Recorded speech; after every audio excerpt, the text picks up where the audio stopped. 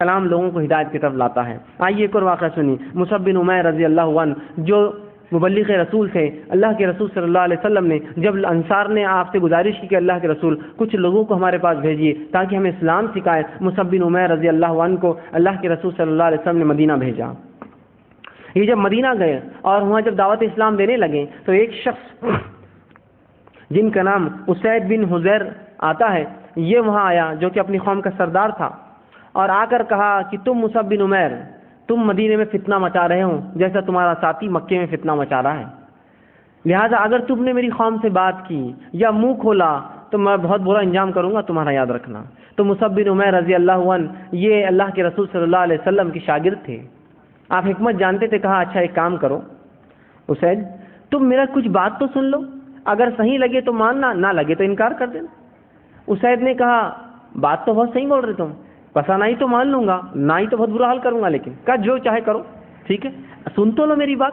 کہا انصاف کا تقاضا تو یہی ہے کہ میں نے اب تک سنی نہیں، لوگوں نے مجھے کہا کہ تم ایسا کرتے ہو، چلو سن لیتا ہوں، اگر اچھی ہوں گی تو قبول کر لوں گا، وعدہ نہیں کرتا ہوں لیکن۔ کہا ٹھیک ہے آؤ سنو۔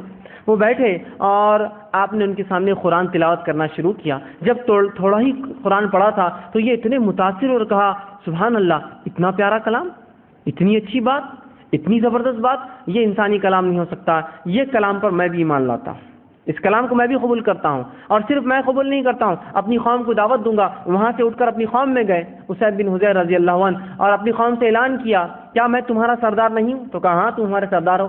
کہا جس چیز کو میں یقین کروں، جس پر ایمان لاؤں، کیا تم ایمان نہ لاؤ گے؟ اتنی جسارت کرو گے میرے سامنے؟ کہا نہیں، جس چیز پر تم ایمان لاؤ گے ہم بھی ایمان لائیں گے۔ کہا تو پھر میں ایمان لایا محمد صلی اللہ علیہ وسلم، تم سب لے آؤ، اور پوری قوم ایک ساتھ جو بشرف اسلام ہوئی، پورا کا پورا قبیلہ ایک ساتھ مسلمان بن گیا۔ سوال یہ تو سب سے جاہل لوگ تھے، اتنی بری بری رسومات کرتے کہ جس کو انتہا نہیں۔ ادھر فارس تھا، ادھر رومی حکومت تھا، دونوں ان پر حکمرانی نہیں کرنا چاہتے تھے، ان کی جو ہے جہالت کی وجہ سے۔